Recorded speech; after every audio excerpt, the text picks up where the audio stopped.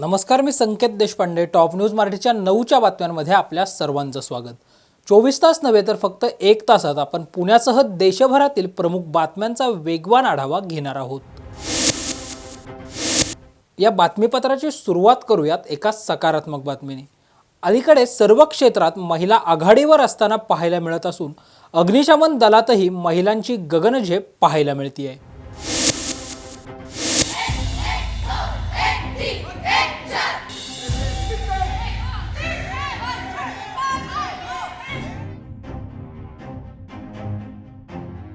नुकतीच पुण्यातील मेघना सकपाळ हिची पुणे महापालिकेच्या अग्निशामक दलामध्ये अग्निशामक विमोचक म्हणून नियुक्ती करण्यात आली. मेघनाने कुटुंबाचा वारसा जपला असून तिचे आजोबा सदाशिव बाबूराव सकपाळ व तिचे वडील महेंद्र सकपाळ हे दोघेही अग्निशामक दलामध्ये कार्यरत राहिलेले आहेत. पाहुयात काय आहे मेघनाची सक्सेस स्टोरी. तू अग्निशमन दलामध्ये येण्याची निवड का आणि कशी केलीस? मी लहानपणापासून, म्हणजे आमची ही तिसरी पिढी आहे, लहानपणापासून मी आजोबांना पप्पांना ह्या फील्डमध्ये बघत आली आहे. या फील्डची चर्चा, कसं काम झालं, काय झालं, आज काय कॉल आला, या लहानपणापासून ऐकलं होतं. मग ठरवलं की मी पण ह्या फील्डमध्ये आले पाहिजे. आणि प्रत्येक ह्या फील्डमध्ये मी ऐकलं नव्हतं की मुली आहेत म्हणून. मग हा निर्णय डोक्यात फिक्स ठेवला की काही झालं तरी आपण ह्यातच यायचं आहे म्हणून. मग पुढचा प्रश्न असा की आता साहजिक आहे, म्हणजे ह्या क्षेत्रामध्ये आता फिजिकल नीड जास्त असते, म्हणजे लॉजिकली तर असतेच पण फिजिकली असतेच. मग त्यासाठी तू तुझा फिजिकल फिटनेस कसा मेंटेन करतेस? मी ट्रेनिंगला होते 2020ला. मला खूप त्रास झाला ट्रेनिंग, म्हणजे जो माझा ट्रेनिंगचा काळ होता तेव्हा. मी रनिंगमधून बाहेर असायचे, स्क्वॉडमधून बाहेर असायचे. मग मार्चमध्ये लॉकडाऊन लागलं. त्यानंतर मला 2 वर्ष भेटले माझी फिजिकल स्ट्रेंथ वाढवायला. म्हणजे मला जे चेंजेस हवेत, मी काय कशात कमी पडते आहे, रनिंगमध्ये कमी पडत होते मी. त्या 2 वर्षात मला म्हणजे सगळ्यात चॅलेंजिंग काळ ट्रेनिंगचाच होता. त्यानंतर मग मी 2 वर्षात माझ्यात जेवढे चेंजेस करता येतील तेवढे केले. आता जसं तू चॅलेंजेसचं म्हणाली, तर मग काही असे चॅलेंजेस तू असे इन ब्रीफ सांगू शकतेस का? सकाळी म्हणजे मी ट्रेनिंगला होते, आमची रोज सकाळची रनिंग असायची. पहिले 20 राऊंड मी नॉर्मल जसं म्हणजे बाकीचे मारतात तसेच करायचे, पण स्पीड वाढला की मी कायम स्क्वॉडमध्ये बाहेर असायचे. मग ते रोज मला वाईट वाटायचं की बाकीच्या मुली करतात ते 27 जणी आणि मी एकटीच बाहेर आहे. मग त्यानंतर हळूहळू होत गेलं. त्यामुळे आत्ता मला एवढं काय जुनं आठवत नाही आहे, पण तोच एक काळ जो होता रनिंगचा, सकाळ म्हणजे रोज झोपताना हाच विचार असायचा की मी उद्या परत रनिंगमधून बाहेर असणार का. तोच एक अवघड काळ होता माझ्यासाठी, बाकी ओके होता. मग तुझ्या मनात जी ही भीती होती की आता मी रनिंगमधून बाहेर का, तर मग तू त्या भीतीवर मात कशी मिळवलीस? तेच लॉकडाऊनचा जो मला टाईम भेटला, फ्री टाईम, त्यात मी पर्वतीला मी 4 ते 5 वेळा खालीवर करायचे व तळजाईला रनिंगला जायचे. त्यातून ज्यात माझी स्ट्रेंथ कमी पडते ते मी म्हणजे करून घेतलं, जे माझ्याकडून करता येईल ते. आणि ब्रिथिंगच्या प्रॉब्लेमसाठी, म्हणजे मला जिथं ब्रिथिंग कमी पडत होती त्यासाठी मी स्विमिंग पण केलं. त्यातून जेवढे चेंजेस करता येतील तेवढे चेंजेस केले स्ट्रेंथ वाढवण्यासाठी. आता तू म्हणजे अभ्यासक्रमाबद्दल काही सांगू शकशील? ह्याच्या काही वेगळा अभ्यासक्रम होता का मग नॉर्मल जसा असतो तसा? आत्ता मी SFTCचा कोर्स केला आहे वडाळ्याला जाऊन. आत्ता काही महानगरपालिका ज्या भरती काढतात आहेत त्यासाठी SFTCचा गव्हर्नमेंट कोर्स कंपल्सरी असतो. तो 6 महिन्यांचा मुलींसाठी अँटॉप हिलला वडाळ्याला होता. आणि हे बाकीचं GK, म्हणजे आत्ता ज्या एक्झामचा क्रायटेरिया आहे त्यात ते ऑनलाईन एक्झाम घेतात आहेत. त्यात तुम्हाला GK आहे, मराठी व्याकरण आहे, फायर ब्रिगेड म्हणजे साहित्यांची माहिती आहे. त्यामुळे जेवढं आपल्याला प्रत्येक पुस्तकातून जेवढी माहिती घेता येईल ह्या गोष्टींची, तेवढी घेतली की आपण ऑनलाईन एक्झाम वगैरे देऊ शकतो. आणि मग हे सगळं झालं तुझ्यापर्यंतची तयारी. मग तुझ्या ह्या निर्णयाला की मला अग्निशमन दलामध्ये भरती व्हायचं आहे, परिवाराची काय प्रतिक्रिया होती तुझ्या? म्हणजे मी जेव्हा ठरवलं की मला यात यायचं आहे, पप्पांनी तेव्हाही मला 2दा-3दा विचारलं की ही फील्ड कशी आहे, तुला माहिती आहे, तू करू शकतेस का म्हणून. तर पप्पांचा सगळ्यात जास्त, म्हणजे 100% पप्पांचा सपोर्ट होता या गोष्टीसाठी. आणि आजी आजोबांचा पण होता. ते तिघांचा सपोर्ट होता म्हणून मी आज इथे आली आहे, म्हणजे एवढं भरती प्रक्रिया नीट करू शकली आहे. मग आता जसं तुझी आत्ता ट्रेनिंग झाली तू म्हणालीस 2 वर्षाची, आणि मग आता ह्या पुढे ट्रेनिंग हे किती केलं वेगळं असतं आणि ह्या पुढचे चॅलेंजेस हे खूप वेगळे असणार आहेत. तर मग त्याला सामोरं जाण्यासाठी तू असं काही वेगळं ठेवलंयस का मनात ध्यास असा? नाही, मी तर आत्ता ठरवलं आहे जेवढं आपल्याला त्यातून शिकता येईल, म्हणजे कोण आपल्याला किती जे आपल्याला सपोर्ट करणार आहेत, जे काय शिकवणार आहेत, जे सांगतील तसं ऐकायचं. सध्याला आपल्याला ट्रेनिंग हा पार्ट वेगळा, आणि जेव्हा तू म्हणजे आपण जेव्हा प्रॅक्टिकल करणारे फील्डवर जाऊन तो पार्ट वेगळा.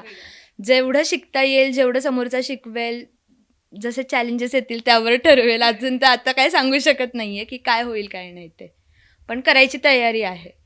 अग्निशमन दलामध्ये भरती होण्यासाठी बाकीच्या म्हणजे आता ज्या मुली आहेत ज्यांची तू प्रेरणा आहेस, त्यांनी काय केलं पाहिजे? मी आत्ता सध्याला काही महानगरपालिकेने SFTCचा गव्हर्नमेंट कोर्स कंपल्सरी केला आहे.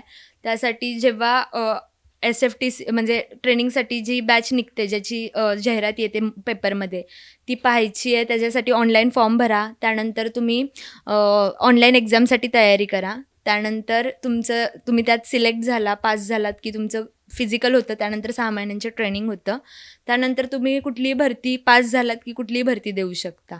त्यासाठी ऑनलाईन एक्झाम, GKची पुस्तकं, म्हणजे जेवढा ज्ञानाचा साठा घेता येईल तेवढा घ्या. मुलीने हे क्षेत्र जेव्हा निवडलं तेव्हा त्यावर तुमची प्रतिक्रिया काय होती?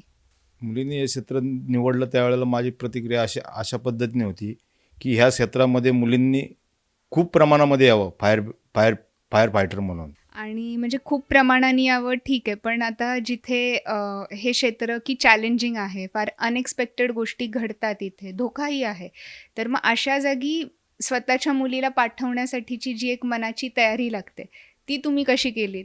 मी पहिल्यापासून या क्षेत्रामध्ये असल्यामुळे माझे पप्पा या क्षेत्रामध्ये होते, त्यांच्यापासून मी काही गोष्टी शिकलो. त्याच्यानंतर मी स्वतः आता या फील्डमध्ये असल्यामुळे मी पण स्वतः फायरचे कॉल करतो किंवा रेस्क्यू कॉल करतो. त्यामुळे मी ह्या गोष्टी आल्याच्यानंतर मी घरी प्रत्येक गोष्टीचं डिस्कस करायचो किंवा सांगायचो की बाबा ह्या गोष्टी अशा झालेल्या आहेत, त्या गोष्टी तशा झालेल्या आहेत. त्यामुळे तिला त्या क्षेत्रामधली आवड आहे की नाही ते मला ज्या टायमाला कळालं त्या टायमाला मी तिला प्रथम हे विचारलं की बाबा तू या क्षेत्रामध्ये येतेस का? ती स्वतःहून म्हटली की बाबा मला या आवड आहे. मग त्यानंतर मी तिला SFTCचा कोर्सला तिला पाठवण्याची पूर्ण तयारी करून तिला आत्ता या अग्निशमन दलामध्ये प्रथमच पुणे महानगरपालिकेमध्ये प्रथमच फायर ब्रिगेडमध्ये ही पहिली महिला, आणि ती पण माझी मुलगी असल्यामुळे मला खूपच म्हणजे खूप समाधान म्हणण्यापेक्षा खूपच अभिमान वाटतो आहे. आणि इथून पुढं ह्या क्षेत्रामध्ये मुलींनी यावं आणि आपल्या आईवडिलांचं नाव रोशन करावं एवढीच एक इच्छा. पद्मश्री पुरस्कार विजेत्या शीतल महाजन यांनी अनोखा विक्रम केला आहे. शीतल महाजन यांच्यासह भाजपा खासदार कीर्तिवर्धन सिंह यांनीही पॅराग्लायडिंग केलं असून या दोघांनी मनकापूर ते अयोध्या असा 27 किलोमीटरचा हवाई प्रवास 22 मिनिटात पूर्ण केला आहे. शीतल महाजन यांनी जेव्हा 5000 फूट उंचीवरून प्रक्षेपित केली तेव्हा त्या पॅराशूट शिवाय 1000 फूट हवेत तरंगत राहिल्या. यानंतर त्यांनी 4000 फुटावर पॅराशूट उघडलं. भाजपा खासदार कीर्तिवर्धन सिंह आणि पॅराग्लायडर सरयू नदीच्या मैदानावर उतरल्यानंतर जय श्रीरामचा जयघोष करण्यात आला.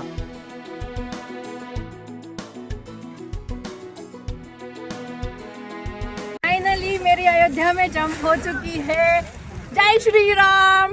बहुत बहुत अच्छा लग रहा है. मैं अयोध्या में आज ये जंप कर पाई हूँ. आज 23 फरवरी है 2024 और एग्जैक्टली एक महीना हो गया है अयोध्या का ये मंदिर ओपन होके, और रामलला आकर एक महीना हो गया है. हम कह रहे थे सिर्फ कि राम आएंगे और रामलला आ गए, और 1 महीना लग गया हमें यहाँ आने के लिए, वो भी पैराशूट से नीचे उतरने के लिए, क्योंकि परमिशंस का थोड़ा इशू हो गया था, कभी वेदर का इशू हो गया था. पर आज 23 फरवरी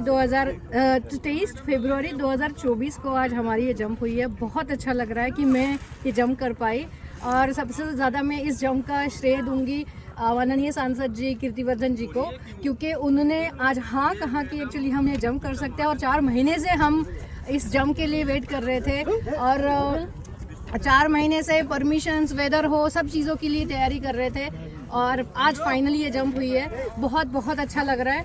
एंड और मुझे बहुत तहे दिल से सारे अथॉरिटीज़ जिन्होंने हेल्प करी।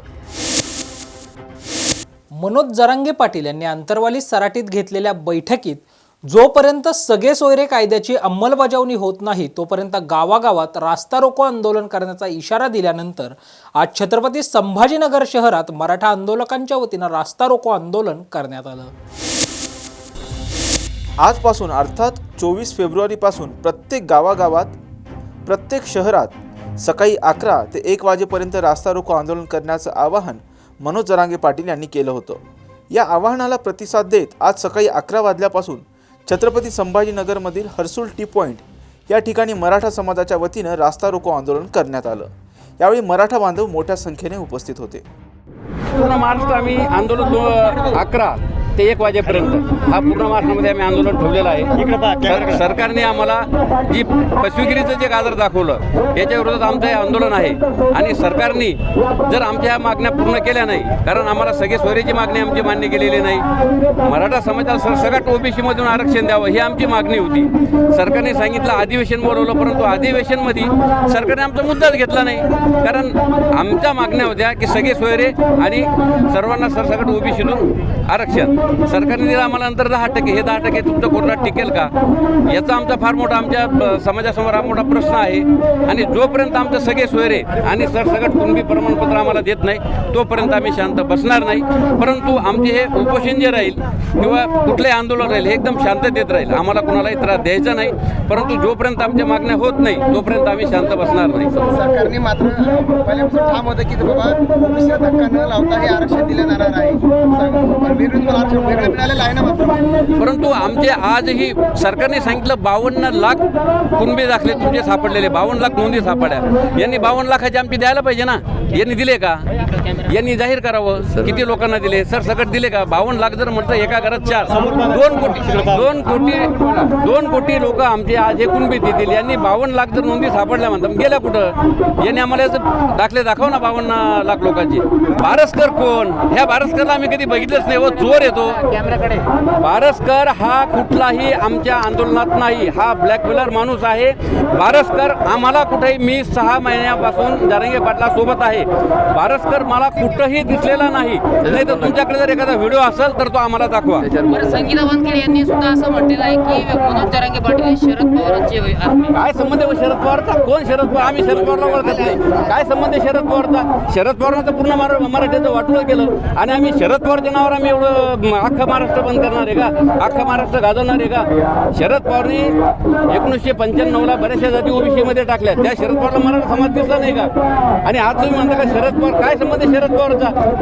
काय शरद पवार आमच्या पुढे लागून गेला नाही?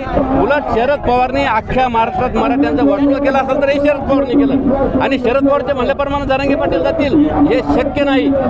माझ्याकडे जरांगे पाटलाचा एक पुरावा आहे, जरांगे पाटील जर माणूस हा बेमान असता, मागच्या वेळेस 40 लोकांना जरांगे पाटलांनी 10-10 लाख रुपये मराठा समाजासाठी लोकांनी आत्महत्या केली, त्या लोकांना 10-10 लाख रुपये जरांगे पाटलांनी मिळवून दिले।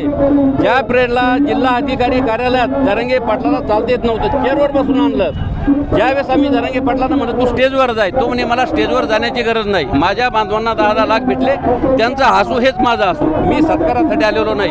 आणि या माणसाला काय घेणं ना, तो काय कोणी बरळतं काय बरळतं, हे कोण बरळतं आम्हाला याची काय घेणं नाही। सध्या राज्यामध्ये 10वी-12वीच्या परीक्षा सुरू, स्पर्धा परीक्षा सुरू आहे, त्यावर आपला आंदोलनाचा परिणाम होणार नाही? अजिबात आम्हाला कोणालाही त्रास द्यायचा नाही, आमचेच बांधव आहे, आमचेच मुलं आहे, आणि कुठल्याही मुलांना त्रास होणार नाही याची आम्ही पूर्ण 100% दक्ष लागू, बिलकुल कोणालाही त्रास होणार नाही। महानंदाबाबत राज्य सरकारनं NBT बरोबर केलेल्या कराराचा मसुदा सार्वजनिक करण्याची मागणी किसान सभेच्या वतीनं करण्यात आली आहे। दूध उत्पादक शेतकरी संघर्ष समिती, किसान सभा आणि राज्यातील प्रमुख विरोधी पक्षांनी आक्षेप नोंदवून सुद्धा राज्य सरकारने महानंदा NDDBला चालवायला देण्याच्याबद्दलच्या हालचाली तीव्र केलेल्या आहेत. या संदर्भाचा करार होऊ घातलेला आहे, त्याचा मसुदा तयार झालेला आहे आणि वाटाघाटी अंतिम टप्प्यात आहे अशा प्रकारची माहिती सरकारमधलेच प्रमुख नेते आणि मंत्री प्रसार माध्यमांना देत आहेत. हा करार नक्की काय आहे, कोणत्या प्रकारच्या अटी शर्ती महाराष्ट्र सरकार NDDBच्या स्वीकारतंय आणि कोणत्या कराराच्या अंतर्गत, कोणत्या अटी शर्तीच्या अंतर्गत हे हस्तांतर होत आहे, हे महाराष्ट्राच्या जनतेला, विशेषतः महाराष्ट्राच्या दूध उत्पादकांना समजलं पाहिजे. NDDBची कोट्यावधीची मालमत्ता ही कोणाची खाजगी मालमत्ता नाही, ही एक प्रकारे सरकारची सुद्धा मालमत्ता नाही. ही दूध उत्पादकांच्या घामाच्या पैशातून उभी राहिलेली कोट्यावधीची मालमत्ता आहे. ही मालमत्ता अशा प्रकारे गुप्तपणे दूध उत्पादकांना विश्वासात न घेता, दूध संस्थांना विश्वासात न घेता आणि महाराष्ट्राच्या जनतेला विश्वासात न घेता राज्य सरकार NDDBच्या घशात घालू शकत नाही, हे या ठिकाणी समजून घेण्याची आवश्यकता आहे. कामगारांचे पगार देणं बाकी आहे, अनेक व्यवहार बाकी आहे. अशा परिस्थितीमध्ये ही सगळी मालमत्ता NDDBला द्यायची आणि वरून परत 253 कोटी रुपये हे महाराष्ट्र सरकारने NDDBला द्यायचे, अशा प्रकारचा हा जर करार होणार असेल तर तो महाराष्ट्राच्या जनतेसाठी हा केवळ अपमानजनक करार नाही, तर तो घाट्याचा सुद्धा करार आहे. त्यामुळे काय अटी शर्ती महाराष्ट्र सरकार याबाबत स्वीकारतंय याची जाहीर वाच्यता झाली पाहिजे. कराराचा मसुदा हा सार्वत्रिक झाला पाहिजे आणि सगळे आक्षेप नोंदवून घेतल्यानंतर पुरेशी पारदर्शकता याच्यामध्ये ठेवली गेली पाहिजे, अशा प्रकारची मागणी किसान सभेच्या वतीनं आम्ही करतो आहोत. पुण्यातील नवले पूल अपघातांचा हॉटस्पॉट बनत असून आज पुन्हा एकदा विचित्र अपघात झाला आहे.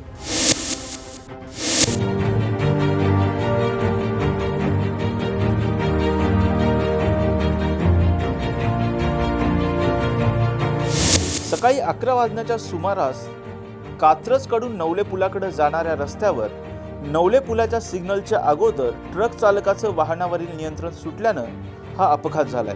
या विचित्र अपघातात 8 ते 9 वाहने एकमेकांना धडकली असून काही प्रवासी किरकोळ जखमी झाले आहेत. या अपघाताची माहिती मिळताच पोलिसांनी तातडीनं घटनास्थळी दाखल झाले असून अपघातातील जखमींना जवळच्या खाजगी रुग्णालयात दाखल करण्यात आलंय. यानंतर या बुलेटिनमध्ये घेऊयात एक छोटासा break. Come on guys, hurry up. अरे सुन ना, एक ब्रेक ले लेते हैं. Guys, I am telling you, तुम लोगों को सही से ट्रैकिंग नहीं आता. But that's okay, you can learn. रोज का ढक्कन देना. ये रेड वाला है, सही वाला देना. अबे ढक्कन, पहले तो सही पानी पीना.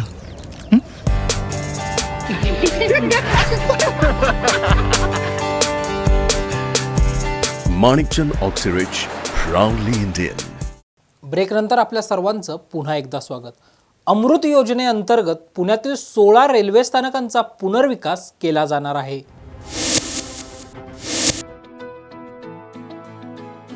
अमृत भारत योजनेअंतर्गत पुण्यातील 16 रेल्वे स्थानकांचा पुनर्विकास होणार असून त्याचबरोबर दुसऱ्या टप्प्यात पुण्यातील 10 रेल्वे स्थानकांची सुधारणा करण्यात येणार आहे, ज्यामध्ये देहू रोड, चिंचवड, हडपसर, उरुळी, केडगाव, बारामती, लोणंद, वाठार, कराड आणि सांगली या 10 रेल्वे स्थानकांचा विकास होणार आहे. या योजनेमागचा उद्देश प्रवाशांच्या गरजा, सुविधा पूर्ण करणं, तसेच वाहतूक आणि स्टेशनचं सुशोभीकरण करणं यासारख्या अनेक गोष्टींचा पुनर्विकास करण्यात येणार आहे. रेल्वे विभागातील 25 वेगवेगळ्या ठिकाणी रोड ओव्हरब्रिज, रोड अंडरब्रिजचं उद्घाटन 26 फेब्रुवारीला पंतप्रधान नरेंद्र मोदी यांच्या हस्ते ऑनलाईन पद्धतीनं होणार आहे.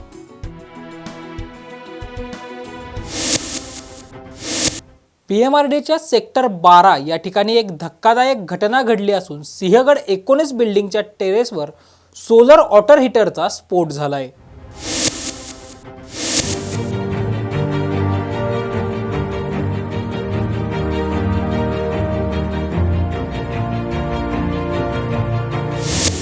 स्फोटाच्या धक्क्याने सिंहगड 19 बिल्डिंग पूर्णपणे हादरून निघाली आहे. या घटनेमुळे सेक्टर 12 या ठिकाणी PMRDAने केलेलं काम किती निकृष्ट दर्जाचं आहे हे पुन्हा एकदा उघडकीस आलंय. PMRDA कडून सेक्टर 12 या ठिकाणी पंतप्रधान आवास योजनेच्या हजारो सदनिका बांधण्यात आल्या. 11व्या फ्लोअरवर असलेल्या बिल्डिंगच्या टेरेसवर सोलर वॉटर टँक आणि पॅनल बसवण्यात आला असून याच सोलर वॉटर टँकमध्ये शुक्रवारी दुपारी भीषण स्फोट झाला. ज्यावेळी सोलर वॉटर टँकचा स्फोट झाला त्यावेळी टेरेसवर कुणीही नसल्यानं सुदैवाने कोणतीही जीवितहानी झाली नाही. सेक्टर 12 या ठिकाणी खाजगी बांधकाम व्यावसायिकाच्या माध्यमातून PMRDAने पंतप्रधान आवास योजनेच्या हजारो सदनिका बांधल्या आहेत. बांधकामात बांधकाम व्यावसायिकाने निकृष्ट दर्जाच्या वस्तूचा वापर केल्यानं या बिल्डिंगमध्ये कधी सोलार वॉटर टँकचा ब्लास्ट होतो, तर कधी अचानक लिफ्ट बंद होते, तर मोठ्या प्रमाणात सदनिकामध्ये बाथरूम आणि टॉयलेटमध्ये पाण्याची गळती देखील होते. निकृष्ट दर्जाचं बांधकाम करणाऱ्या बांधकाम व्यावसायिकावर योग्य ती कारवाई करण्याची मागणी सेक्टर 12 मधील रहिवाशांनी केली आहे. टीम इंडियाचा अनुभवी फिरकी गोलंदाज आर अश्विननं शतक करत अनोखा विक्रम आपल्या नावावर केलाय. आर अश्विनने इंग्लंड विरुद्ध कसोटी क्रिकेटमध्ये शतक ठोकत इतिहास रचला आहे. इंग्लंड विरुद्ध कसोटी क्रिकेटमध्ये अशी कामगिरी करणारा तो पहिला भारतीय गोलंदाज ठरला आहे. अश्विनच्या आधी इंग्लंड विरुद्ध कसोटी क्रिकेटमध्ये सर्वाधिक विकेट घेण्याचा विक्रम भारताचे दिग्गज लेग स्पिनर भागवत चंद्रशेखर यांच्या नावावर होता. चंद्रशेखर यांनी इंग्लंड विरुद्ध 23 कसोटी सामन्यात 27.27च्या सरासरीने 95 विकेट घेतल्या होत्या. आता हा विक्रम आर अश्विनच्या नावावर जमा झाला आहे. त्याने 23 कसोटी सामन्यात 100 विकेट घेतल्या आहेत.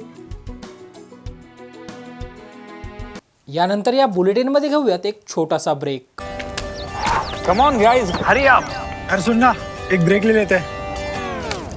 Guys I am telling you, तुम लोगों को सही से ट्रैकिंग नहीं आता, but that's okay, you can learn. रोज का ढक्कन देना. ये रेड वाला है, सही वाला देना. अबे ढक्कन, पहले तो सही पानी पीना.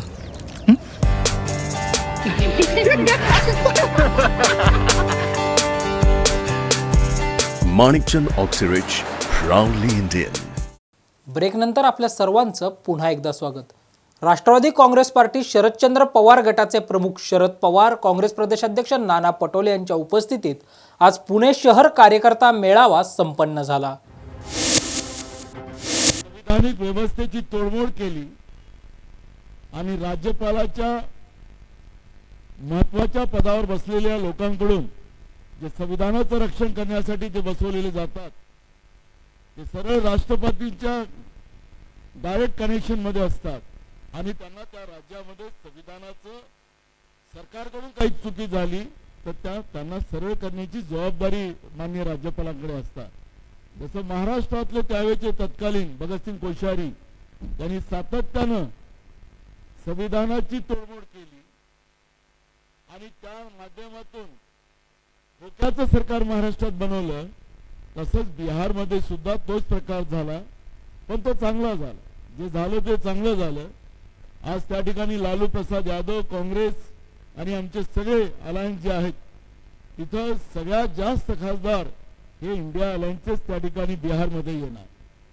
यूपीमध्येही आपण पाहिलं काल परवा, यूपीमध्ये सुद्धा त्याच पद्धतीचं चक्र झालं आणि यूपीमध्ये सुद्धा यांचं रथ त्या ठिकाणी थांबेल अशा पद्धतीची परिस्थिती त्या ठिकाणी निर्माण झाली.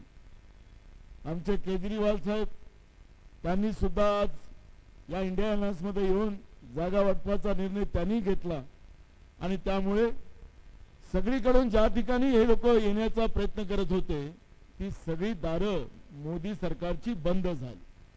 हे किती म्हणू, अब की बार 400 हे म्हणत नाही की 500 नाही म्हणत हे कधी तेही म्हणाला काही त्यांना मागं पुढं पाहायला काही कारण नाही. कारण की आपले प्रधानमंत्री ते तर आता जगाचेच प्रधानमंत्री झाल्यासारखं बोलतात. तर त्याच्यामुळे आज जी काही परिस्थिती आहे ती फक्त घोषणा आहे. मोदीची गॅरंटी म्हणजे काय? मोदीची गॅरंटी म्हणजे खोटं बोलायचं हीच त्यांची गॅरंटी आहे. त्यांनी काय सांगितलं होतं 2014 मध्ये शेतकऱ्यांच्या शेतीच्या मालाला 1.5 भाव आम्ही देऊ, स्वामीनाथन समितीची शिफारस लागू करू, शेतकऱ्यांचं शेतीचं उत्पन्न 2 पट वाढवू. शेतकऱ्यांनी मतदान केलं. आज दिल्लीच्या सीमेवर शेतकऱ्यांची काय अवस्था आहे? आतंकवाद्यासारख्या गोळ्या मारल्या जातात. देशाचे प्रधानमंत्री शरद पवार साहेब सुद्धा कृषी मंत्री म्हणून देशामध्ये अनेक वर्ष त्यांनी काम केलं, शेतकऱ्यांसाठी काम. 72,000 कोटीचं कर्जमाफीची घोषणा करत असताना डॉक्टर मनमोहन सिंग साहेब आणि शरद पवार साहेबांनी या देशाच्या शेतकऱ्याला न्याय दिला. याच महाराष्ट्राच्या भूमीवर, याच संतांच्या भूमीवर, याच छत्रपती शिवाजी महाराजांच्या भूमीवर यवतमाळमध्ये येऊन 2014मध्ये नरेंद्र मोदींनी सांगितलं की माझी पहिली सही ही शेतकऱ्यांच्या कर्जमाफीवर मी करेन. शेतकऱ्यांनी मतदान केलं. काळा धन आणू आणि 15 लाख रुपये गरिबाच्या खात्यात टाकू ही गॅरंटी दिली.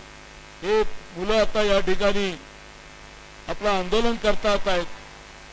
2 कोटी युवकांना दरवर्षी नोकऱ्या देऊ. आता तर कापीबाजांना संधी आहे, मेरिटला नाही आहे. हे कापीबाज लोक आहेत सत्तेमध्ये बसले. तरुणांनी याचं लक्षात घेतलं पाहिजे. आता सुप्रियाताई म्हणाल्या त्याप्रमाणे परवापासून अधिवेशन चालू होते.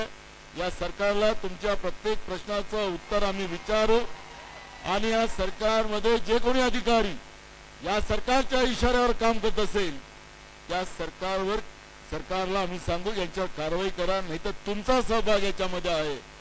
आणि इतके बदमाश अधिकारी महाराष्ट्राच्या इतिहासात कधी नाही. त्यांनी पण नोंद घेतली पाहिजे की हे सरकार हे थोड्या दिवसाचंच राज्याचं सरकार आहे. केंद्रातलंही सरकार थोड्या दिवसाचं आहे. इथं आमच्या मुलांना अगर आंदोलन करायचं असेल तर इथले पोलीस परवानगी देत नाही. म्हणजे काय लोकशाही राहिली का तानाशाही सुरू झाली या ठिकाणी. आणि लोकांना आपल्या हक्काची मागणी करण्यासाठी विस्तार अगर अर्ज दिला तर त्यांना आंदोलन करू दिलं पाहिजे. पण पुणे शहरामध्ये आपल्या हक्काची लढाई लढता येत नाही. अशा पद्धतीचा पोलीस विभाग या ठिकाणी झाला. मी मागच्या वेळेसही निवडणुकीच्या वेळेस मी पोलीस कमिशनर त्यावेळेच्या सांगितलं होतं. सुद्धा मी आपण पाहिजे. तरी असं वाटलं नाही या देशाच्या संविधानाची चिंता ही करण्याची वेळ आहे. कधी असं वाटलं नाही की सामाजिक ऐक्याला तडा लावण्याच्या संबंधीची स्थिती या देशामध्ये तयार झाली. पण गेल्या 18 वर्षाभर बघतो मोदी साहेबांचं राज्य आलं. एक अजब प्रधानमंत्री आपण या देशामध्ये पाहिलं. त्यांची सगळी भूमिका ही गेले अनेक वर्ष या देशाला दिशा द्यायचा प्रयत्न ज्या भारताच्या नेत्यांनी केला त्यांच्याबद्दल जनतेमध्ये दुनिया कशी चालवावी आणि वेगवेगळ्या रस्त्याला कसं नेता येईल हा एक पहिली कार्यक्रम आज राज्यकर्त्यांच्याकडून होत आहे. मोदींची अलीकडची भाषणं बघा, एकच गोष्ट असते, हल्ला करतात देशाच्या पहिल्या प्रधानमंत्र्यांच्यावर, जवाहरलाल नेहरूंच्यावर. जवाहरलाल नेहरू ज्या कुटुंबानं देशासाठी सर्वस्व दिलं, स्वतः स्वातंत्र्याच्या आधी स्वातंत्र्यासाठी आयुष्याचे आज 10 वर्षापेक्षा अधिक काळ तुरुंगामध्ये घातला. स्वातंत्र्य मिळाल्याच्या नंतर या देशामध्ये संसदीय लोकशाही ही मजबूत कशी होईल या प्रकारची खबरदारी बघितली. दुनियेमध्ये या देशाची इज्जत वाढवली आणि आधुनिक विज्ञान आणि शास्त्र याच्या मदतीनं हा देश योग्य दिशेला कसं जाईल हे महत्त्वाचं काम त्यांनी केलं. कारखानदारी उभी केली, विज्ञानाच्या आधारानं अनेक संस्था उभ्या केल्या आणि हा देश प्रगतीच्या रस्त्यावर नेला. सगळं जग हे मान्य करते पण मोदी साहेब मान्य करत नाही. त्यांना माईक हातामध्ये मिळाला की नेहरूंच्या टीका करणं हा एक तरी कार्यक्रम अलीकडच्या काळामध्ये झालेला आहे. आणि म्हणून राष्ट्राच्या उभारणीसाठी ज्यांनी कष्ट केले, त्याग केला, दृष्टी दिली अशांचा सन्मान जर राज्यकर्त्यांच्याकडून होत नसतील तर हे राज्यकर्ते देशाच्या सामान्य माणसाची हिताची जपणूक करणारे आहेत अशा प्रकारचा दावा करता येणार नाही. आपण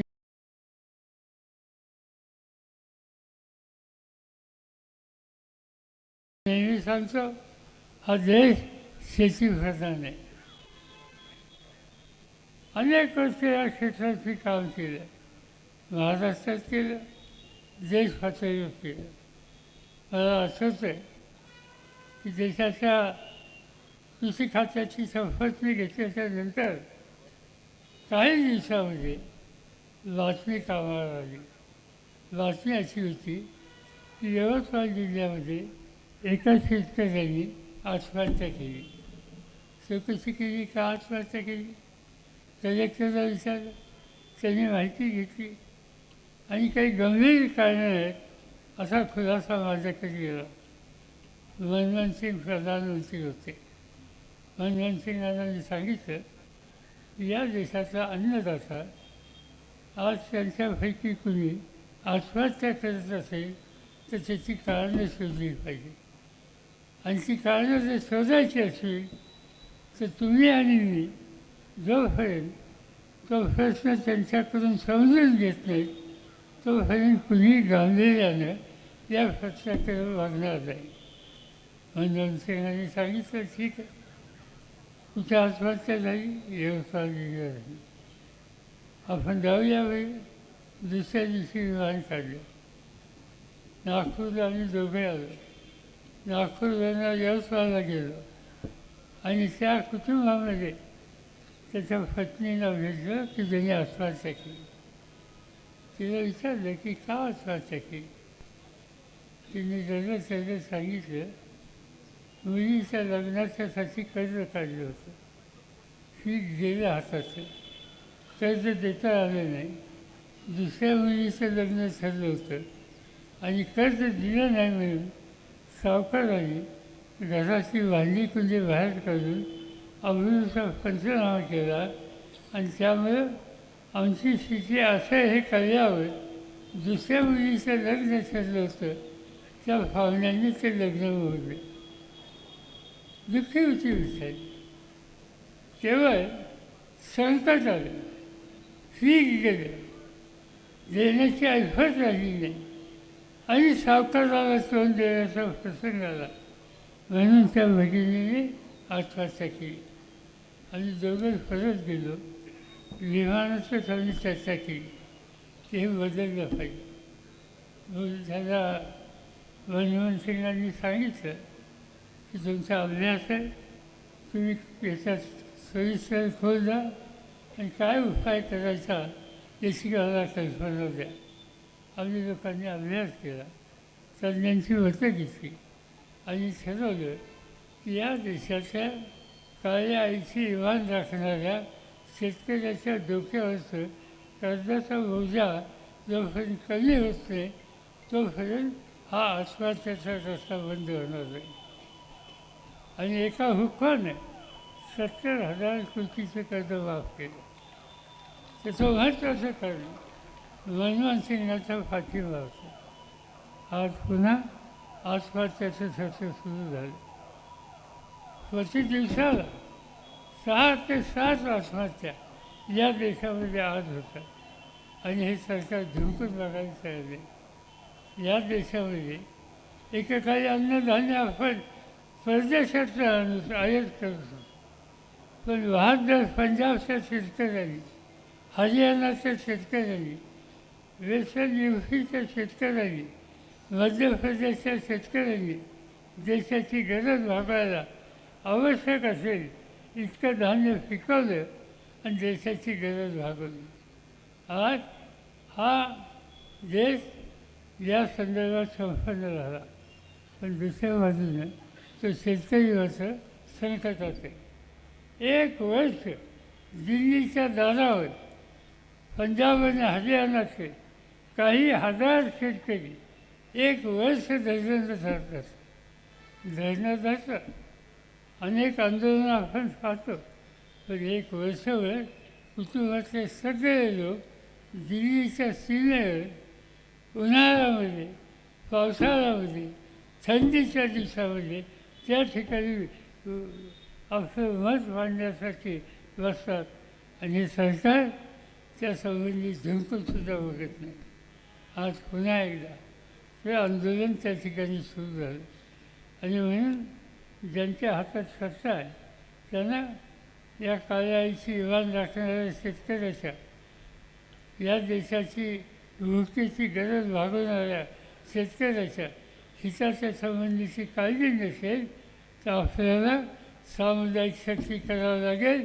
आणि या लोकांना जसं शेतामध्ये पीक घेतल्याच्या नंतर तण वाढतं, गवत वाढतं, ते जसं काढतो आपण आणि उचलून फेकतो, तसं या सरकारला आणि या राज्यकर्त्यांना फेकायचं.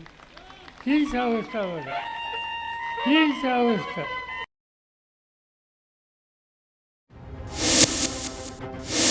राष्ट्रवादी काँग्रेस पार्टी शरदचंद्र पवार गटाच्या तुतारी या नव्या निवडणूक चिन्हाचं अनावरण आज किल्ले रायगडावर संपन्न झालं. वाजणारा माणूस हे आपलं राष्ट्रवादी काँग्रेस पक्ष, शरदचंद्र पवार या पक्षाचं चिन्ह असणार आहे. आणि महाराष्ट्राला सगळ्या तुतारी ही विजयाची तुतारी असते, लढाईची तुतारी असते, शौर्याची तुतारी असते. हे सगळ्या महाराष्ट्राला छत्रपती शिवाजी महाराजांच्या पासून माहिती आहे. छत्रपती शिवाजी महाराजांच्या प्रत्येक लढाईची सुरुवात तुतारी विरोधकांना आव्हान देऊन असायची. त्याचबरोबर प्रत्येक विजयाची त्यांच्या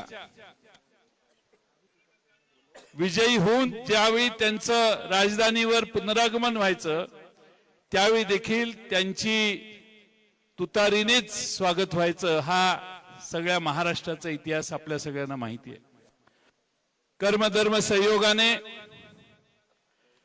आपण निवडणूक आयोगाला जी चिन्ह दिली ती पहिली तिन्ही चिन्ह ही निवडणूक आयोगाने वेगवेगळ्या कारणास्तव नाकारली आणि त्यानंतर आपण सगळ्यांनी पुन्हा विचार करून तुतारी हे चिन्ह एकमतानं निवडणूक आयोगाकडे पाठवलं, जे निवडणूक आयोगाने त्याला मान्यता दिली.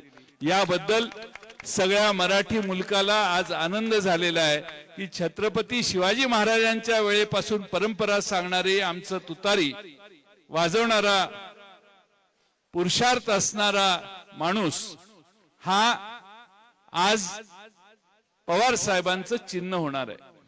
या महाराष्ट्रातल्या आणि देशातल्या सगळ्या निवडणुकात आता हे चिन्ह भविष्य काळात वापरलं जाईल असा आम्हाला विश्वास आहे. त्याची सुरुवात राष्ट्रवादी काँग्रेस पक्ष, शरदचंद्र पवार या पक्षाच्या या चिन्हाची सुरुवात आज आपण रायगडावर येऊन घेतोय. काही मोजकेच मावळे या ठिकाणी आलेले आहेत. काल दुपारी कार्यक्रम ठरला आणि फक्त आमदार, खासदार आणि पक्षाचे फ्रंटलचे पदाधिकारी यांना विनंती करून इथे येण्यास सूचित करण्यात आलेलं होतं. खास पवार साहेब मुद्दामून या ठिकाणी मुंबईहून आलेले आहेत, उपस्थित राहिलेले आहेत. महाराष्ट्रातल्या जनतेला छत्रपती शिवाजी महाराजांनी सर्व धर्मभाव, सर्व धर्मांना, सर्व जातीच्या लहान मोठ्या सगळ्यांना मराठी मुलकातल्या एकत्रित केलं आणि मुघलांच्या विरोधी, दिल्ली विरोधी लढाई उभी केली. कधी चातुर्यानं, कधी समोरासमोर लढाई करून, कधी लुटुपुटीची लढाई करून, पण प्रत्येक वेळेला गनिमी काव्याने छत्रपती शिवाजी महाराजांनी आपल्या विरोधकांना सळो की पळो करून सोडलं. हा आपला महाराष्ट्राचा इतिहास आहे. आणि म्हणून आजच्या या जागेला सगळ्यात मोठं महत्व आहे ती म्हणजे या भूमीतनं, या मातीतनं छत्रपती शिवाजी महाराजांचा ज्या ठिकाणी राज्याभिषेक झाला, ज्या ठिकाणी अखेरचा काळ छत्रपती शिवाजी महाराजांनी ज्या रायगड किल्ल्यावर घालवला, याच रायगडावर छत्रपती शिवाजी महाराजांची समाधी देखील आहे जी राज्याचे अन्न नागरी पुरवठा मंत्री छगन भुजबळ यांची आज नाशिकमध्ये जाहीर सभा संपन्न झाली. संत सावता माळी तर म्हणतात कांदा मुळा भाजी अवघी विठावा. म्हणजे त्यांनी सांगितलं की ही जी शेतामधली जी काही कांदा मुळे भाजी जे काही शेती आहे तोच माझा विठ्ठल आहे. म्हणजे श्रमाला किंमत देण्याचं काम जे आहे या महाराष्ट्रातील संतांनी सुद्धा केलं, छत्रपती शिवाजी महाराजांनी केलं. सर्वप्रथम जो आहे शेतकऱ्याच्या देठाला हात लावू नका म्हणून सांगणारा राजा हा या महाराष्ट्रात जन्माला आला. शेतकऱ्याला वेगवेगळ्या मदत करणारा, त्यांच्यावर होणारे जुलूम, त्यांच्या जमिनी व्यवस्थितरित्या ज्या कशा नांगरल्या जातील या सगळ्या लहान लहान गोष्टीमध्ये छत्रपती शिवाजी महाराज युद्धाच्या बाबतीमध्ये तर अख्खं जग त्यांचा अभ्यास करत आहे. तो भाग वेगळा. राज्य कसं करावं आणि त्याच्यामध्ये शेतकऱ्यांसाठी आपण काय काय करू शकतो कितीतरी गोष्टी. महात्मा ज्योतिराव फुले ज्यावेळेला खडक वाचला आणि इतर जी धरणं बांधण्यात आली पहिल्यांदाच त्यावेळेला लोक ते पाणी वापरणार. ते म्हणायचे हे शिळं पाणी आहे, हे शिळं पाणी वापरून शेती कशी काय व्हायची. मग महात्मा ज्योतिराव फुलांनी स्वतःच तिथे शेती घेतली आणि वर्षामध्ये 3-3, 4-4 जे आहेत उत्पन्न काढायला लागले आणि मग लोकांचे डोळे उघडले, अरे बापरे. आणि आता पाण्याच्या थेंबासाठी रोटेशन लवकर काय येईना, 2 दिवस आधीच द्या म्हणून आंदोलन होतात पाण्यासाठी. आणि याच्या पुढे मी तुम्हाला सांगतो अनेक तत्ववेत्यांनी सांगितले, अभ्यासकांनी सांगितलं पुढचं महायुद्ध हे पाण्यासाठी होणार म्हणून म्हणतात. म्हणून शेतकऱ्यांना सुद्धा पाणी कमीत कमी पाण्यामध्ये शेती उत्तम कशी करावी याचं शिक्षण झालं पाहिजे, याचं शिक्षण झालं पाहिजे. मला इथे चिठी आली की माझे आमदार अनिल आहेर, मी विचारलं होतं कुठे आहेत, ते बाहेरगावी गेलेले आहेत म्हणून ते आलेले नाहीत. त्यांचे पुत्र जे आहेत दर्शन हे मात्र आलेले आहेत. आणि आज ह्या देशामध्ये सुद्धा 60% लोकसंख्या ही केवळ शेतीवर अवलंबून आहे. आणि आपले शेतकरी आज सुद्धा एवढं अन्नधान्य पुरवतात की आपण पाहिलं की पंतप्रधान मोदी साहेब यांच्या नेतृत्वाखाली अनेक गेले म्हणजे करोनापासून जे सुरुवात झाली आहे मोफत अन्नधान्य देण्याची ते अजूनही सुरूच आहे. एवढं अन्नधान्य आणि एवढंच नाही परदेशामध्ये सुद्धा आपण एक्सपोर्ट करतो आहोत. हे आपल्या शेतकऱ्यांचं जे आहे कर्तृत्व आहे, शेतकऱ्यांचं कर्तृत्व आहे. एक आहे आपल्याकडे जरा पाणी आलं की ताबडतोब द्राक्ष करायला पाहिजे, पण अडचणी खूप येतात. आता काहीतरी ते बांगलादेशने बंद झाले अडचणीत आलं, कधी फॉरेनला पाठवलं, त्याच्यामध्ये काही केमिकल सापडले, रिजेक्ट केलं, अशा काही अडचणी येतात. वायनरीच्या बाबतीमध्ये सुद्धा अनेक वायनरी निघतात. ह्या नवीन नवीन गोष्टीमध्ये गेलं पाहिजे. आपले लोक पण आहेत, एखाद्या गोष्टीत पैसे मिळाले ना तर सगळे तिकडेच जातात. कांद्याला भाव मिळाला 4,000 5,000 कांदे, मग झालं कांद्याचे भाव डाऊन. आणि मग आता तर कांदा कमीच आहे यावर्षी, त्यामुळे भाव वाढल्याबरोबर जे आहे निर्यात बंद केली. 40% अगोदर एक्सपोर्ट ड्युटी होती, ते ठीक होतं तरीसुद्धा शेतकरी खुश होता, पण आता एकदमच बंद केलं. परवाच्या दिवशी मला समजलं की जे आहे बांगलादेश, मॉरिशस आणि 4 देशांना 54,000 टन कांदा हे निर्यात केलं जाणार आहे. थोडासा फरक पडला पण तेवढा पुरेसा नाही. कमीत कमी आणखी 2-3 लाख टन कांद्याची निर्यात जोपर्यंत होत नाही तोपर्यंत कांद्याचे भाव जे आहेत ते वरती येणार नाही. आणि त्यासाठी जे आहे आम्हाला जे आहे सगळ्यांना प्रयत्न करावे लागतील. आपल्याला सगळ्यांना माहिती आता हे ग्लोबल वॉर्मिंग. मनसे अध्यक्ष राज ठाकरे यांनी आज पत्रकार परिषद घेत अनेक विषयांवर भाष्य केलं आहे. इतका मेस झालेला आहे, अशा प्रकारचं वातावरण मी कधी महाराष्ट्रामध्ये आजपर्यंत कधी पाहिलं नाही, महाराष्ट्राच्या जनतेने कधी पाहिलं नाही. आणि माझ्या भाषणामधनं किंवा माझ्या बोलण्यामधनं सतत असतं की लोकांनी, जनतेने यांना वटणीवरती आणलं पाहिजे. लोक जोपर्यंत वटणीवरती आणत नाहीत तोपर्यंत आपण जे करतोय ते योग्यच करतोय असं जर समजा त्यांना वाटत राहिलं तर महाराष्ट्राचा चिखल अजून खराब होणार. महाराष्ट्राचं वातावरण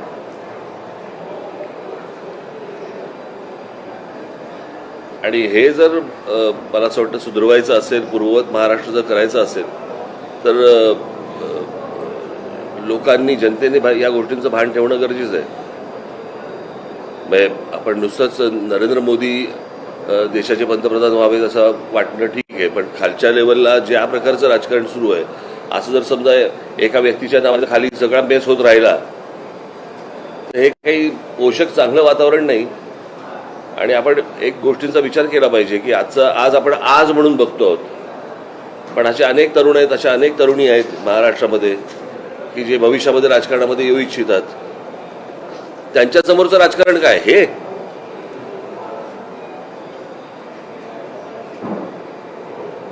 असं जर समजा त्यांना वाटायला लागलं, आज तुमच्या टेलिव्हिजन चॅनलवरती ज्या प्रकारची लोक येऊन बोलत असतात, जे तुम्ही दाखवत असता आणि तुम्ही दाखवता म्हणून ते बोलतात,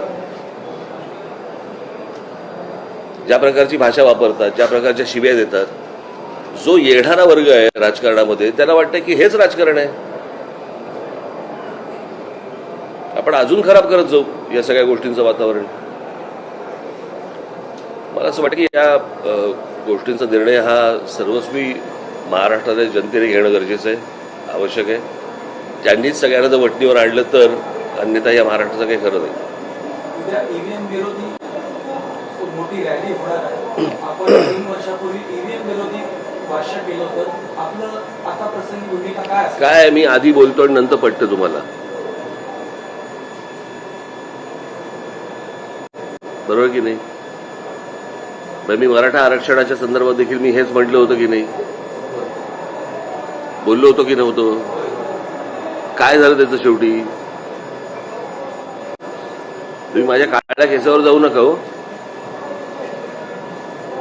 बरं का? मी ज्या गोष्टी बोलतो या नीट विचार करून बोलत असतो आणि त्याचे होणारे परिणाम मी तुम्हाला आधी सांगत असतो. त्यावेळेला अनेकांना पटत नाहीत त्या गोष्टी, कालांतराने पटतात.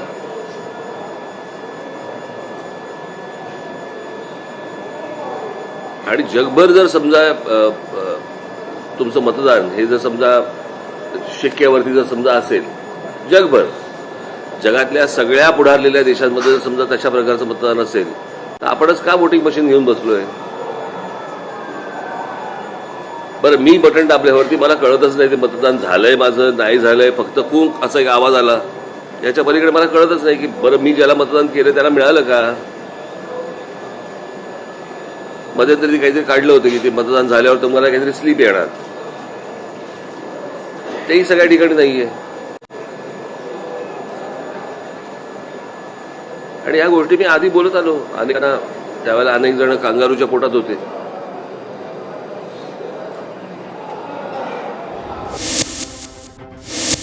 पुणे सोलापूर महामार्गावर मराठा आंदोलकांकडून रास्ता रोको आंदोलन करण्यात आलं.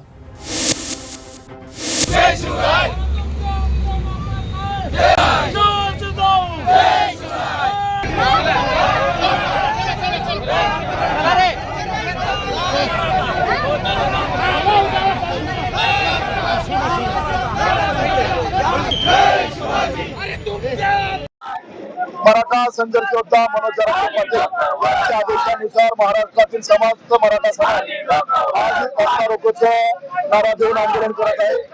आज हडपसर मराठा समाजाच्या वतीने 15 नंबर या ठिकाणी रस्ता रोको सुरू आहे आणि रस्ता रोको करण्याची भूमिका आपल्या सर्वांना माहिती आहे की मागील महिन्यामध्ये या महाराष्ट्र शासन सरकारने मराठा समाजाचा सगळे सोयरे संदर्भात अधिसूचना काढली होती.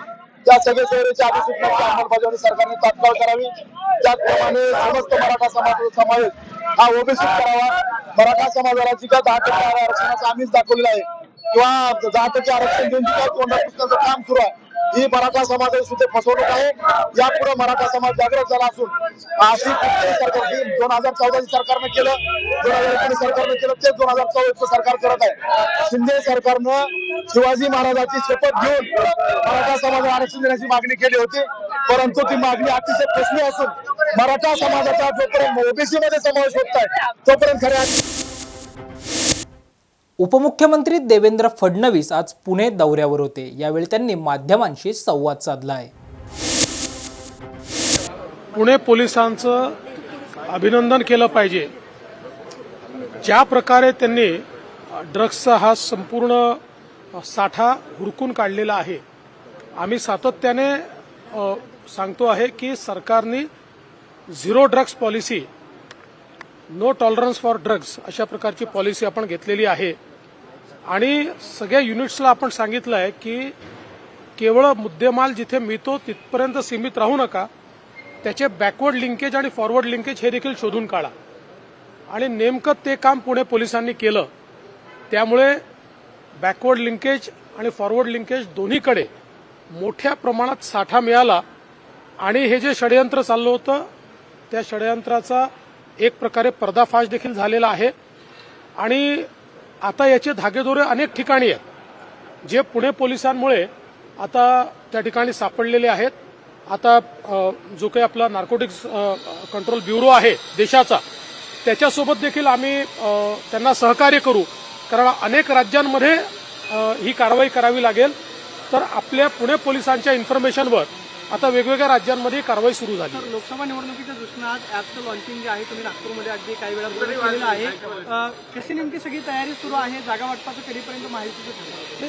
जागा वाटपाच्या संदर्भात आमची एक बैठक झाली आहे, ती समाधानकारक झाली आहे. अजून एक बैठक आम्ही करू आणि मला असं वाटतं की आम्ही लवकर जागा वाटप करू शकतो. नारायण राणे आणि राहुल नार्वेकर विधानसभा अध्यक्ष त्यांचं नाव फायनल झालं का? तशी चर्चा आहेत किंवा तशी बातमी आलेली? चर्चांवर नावं फायनल होत नसतात. एक प्रोसेस असते. ती प्रोसेस ज्यावेळेस होईल त्यावेळेस कोणाकोणाची नावं फायनल झाली ते तुम्हाला निश्चितपणे सांगू. शरद पवारांनी वाजली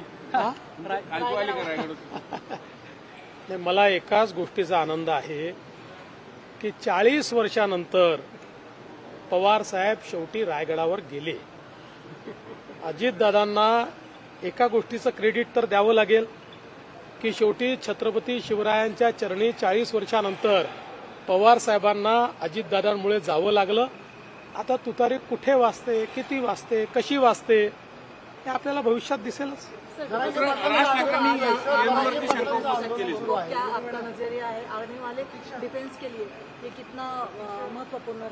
देखिए, मैं ऐसा मानता हूं कि देश का एक प्रकार से पहला डिफेंस एसएमई एक्सपो ये पूना में हो रहा है. आज अगर हम देखें तो हमारे देश में सबसे फास्टेस्ट ग्रोइंग सेक्टर ये डिफेंस मैन्युफैक्चरिंग का है और इसमें असीमित संभावनाएं भी है. इसमें बड़े पैमाने पर निवेश भी है, इसमें बड़े पैमाने पर रोजगार के अवसर भी है. और इस क्षेत्र को महाराष्ट्र में हम लाए, महाराष्ट्र को उसका फोकल पॉइंट बनाए, इस दृष्टि से ये एक्सपो हमने तैयार किया है, लगाया है. देश भर से एसएमईज वहां पर आई है और महाराष्ट्र की इकोसिस्टम को देखने के बाद मेरा विश्वास है कि डिफेंस मैन्युफैक्चरिंग के क्षेत्र में महाराष्ट्र में वो लोग निवेश करेंगे. ये बहुत ही महत्वपूर्ण इस प्रकार का कार्यक्रम यहाँ पर हो रहा है. कंत्राटी राज ठाकरेंनी ईव्हीएमवरती पुन्हा शंका उपस्थित केली. कोणी? कशावर केली? ईव्हीएम आवाज येतो, कळत नाही मतदान कोणाला जातं ते. मागे त्यांना पटलं होतं ना ईव्हीएम, आता नाही पटत आहे. पुन्हा पटेल. कंत्राटी भरतीचा जी तुम्ही रद्द केलेला होता, आज एमपीसीबी जी लोकांची भरती करते विविध पदांवरती, त्यांनी पण कंत्राटी भरती. असं आहे, कंत्राटी भरती. तर आजच्या 9च्या बातम्यांमध्ये इथेच थांबण्याची वेळ झाली आहे. ताज्या बातम्या आणि घडामोडींसाठी पाहत रहा फक्त टॉप न्यूज मराठी. आपला महाराष्ट्र, आपली बातमी.